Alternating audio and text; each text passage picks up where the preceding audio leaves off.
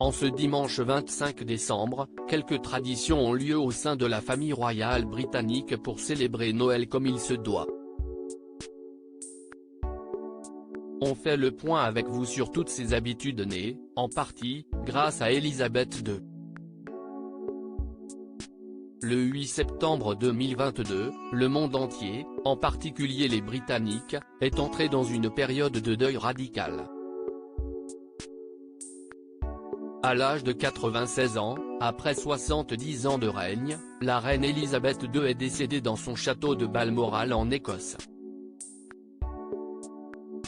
Une triste nouvelle pour le peuple britannique, qui a accueilli son nouveau successeur, son fils Charles, l'ancien prince de Galles, aujourd'hui devenu roi.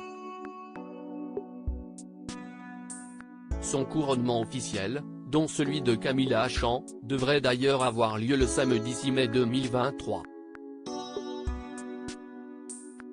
Mais à quelques jours des fêtes de fin d'année, le nouveau roi et la reine ont d'autres préoccupations, l'organisation de la soirée de Noël de la famille royale britannique. Dans un premier temps, le roi Charles III et la reine consort Camilla, ont récemment dévoilé leur première carte de vœux sur leur compte Twitter officiel, dimanche 11 décembre 2022. Une véritable tradition, qui est loin d'être la seule pour Noël. En plus de la mise en place d'un sublime sapin, quelles sont les traditions de la famille royale britannique à l'occasion des fêtes de Noël ? Les traditions de Noël de la famille royale d'Angleterre. Au sein de la famille royale d'Angleterre, les traditions sont loin d'être mises de côté.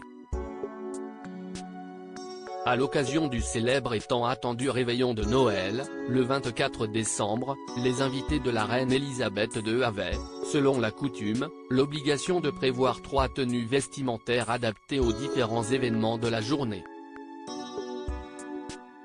Une tradition qui va probablement perdurer pour les années suivantes.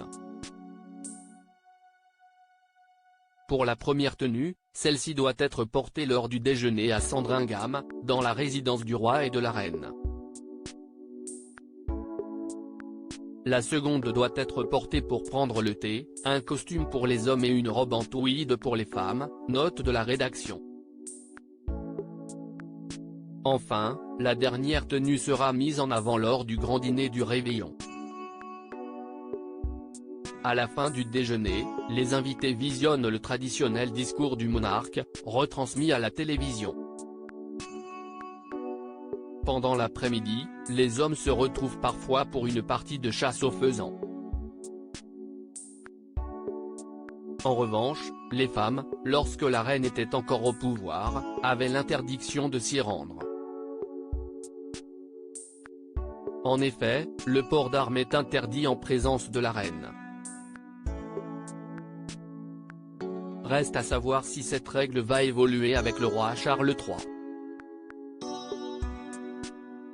Pour l'ouverture des cadeaux, qui a généralement lieu le 24 décembre au soir et non le 25 décembre, des présents souvent drôles et iconiques sont offerts aux membres de la famille royale britannique. On a hâte de découvrir les premières images de ces festivités.